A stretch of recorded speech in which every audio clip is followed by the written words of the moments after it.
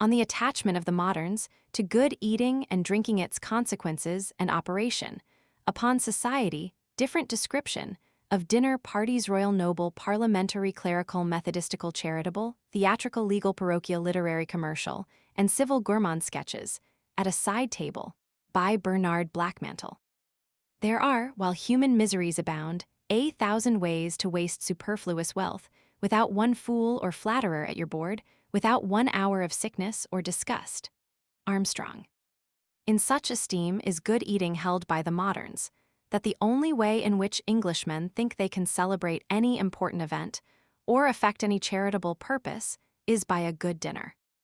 From the palace to the pothouse, the same affection for good eating and drinking pervades all classes of mankind. The sovereign, when he would graciously condescend to bestow on any individual some mark of his special favor, invites him to the royal banquet, seats him tete-a-tete with the most polished prince in Europe. By this act of royal notice exalts him in the public eye, and by the suavity and elegance of his manners rivets his affections and secures his zeal for the remainder of his life. The ministers, too, have their state dinners, where all important questions are considered before they are submitted to the Grand Council of the nation. The bishops dine in holy 87 conclave to benefit Christianity, and moralize over champagne on the immorality of mankind. The judges dine with the Lord Chancellor on the first day of term, and try their powers of mastication before they proceed to try the merits of their fellow citizens' causes. A lawyer must eat his way to the bar, laboring most voraciously through his Commons dinners in the Temple or Lincoln's Inn halls, before he has any chance of success in common law, common pleas, or common causes in the Court of King's Bench or Chancery. The Speaker's parliamentary dinners are splendid spreads for poor senators, but sometimes the feast is infested with rats, whom His Majesty's royal rat-catcher immediately cages, and contrives, by the aid of a blue or red riband, to render extremely useful and docile. Your orthodox ministers dine on tithes, turtle, and Easter offerings, until they become as sleek as their own velvet cushions, and eke from charity to mankind almost as red in the face from the ruby tint of red port, and the sorrowful recollections of sin and death. The Methodist and sectarians have their pious love feasts, bachelor's fare, bread and butter and kisses, with a dram of comfort at parting, I suppose.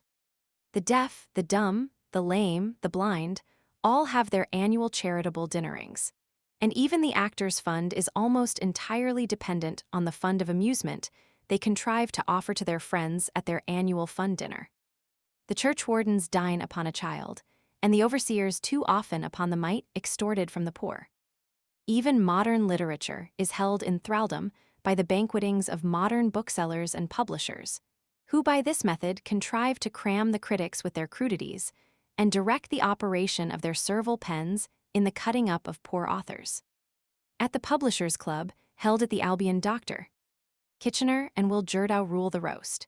Here these worthies may be heard commenting with 88 profound critical consistency on culinaries and the classics, gurgling down heavy potations of black strap, and making still heavier remarks upon black-letter bibliomania, until all the party are found laboring dare pondus idonia fumo. Or, in the language of Cicero, it may be justly said of them, damnant quod non intelligent. The Magnifico Murray has his merry meetings, where new books are made palatable to certain tastes by sumptuous feastings, and a choice supply of old wines. Colburn brings his books into notice by first bringing his dinner coteries into close conclave, and Longman's monthly melange of authors and critics is a literary statute dinner, where every guest is looking out for a liberal engagement.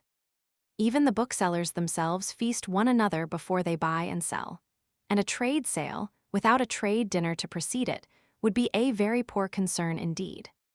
Fire companies and water companies, bubble companies and banking companies, all must be united and consolidated by a good dinner company.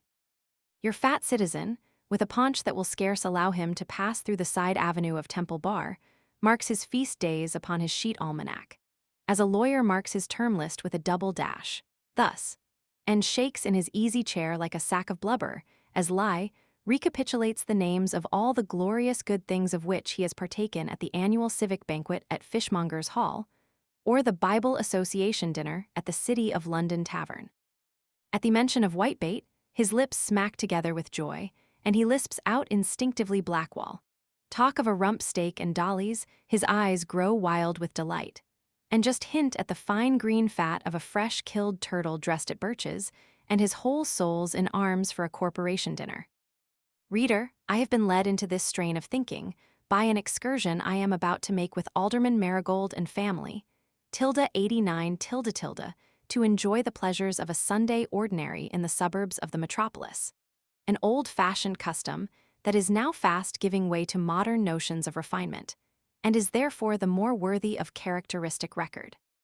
Bernard Blackmantle, A Sunday Ramble to HIGGT, or the CITS Ordinary.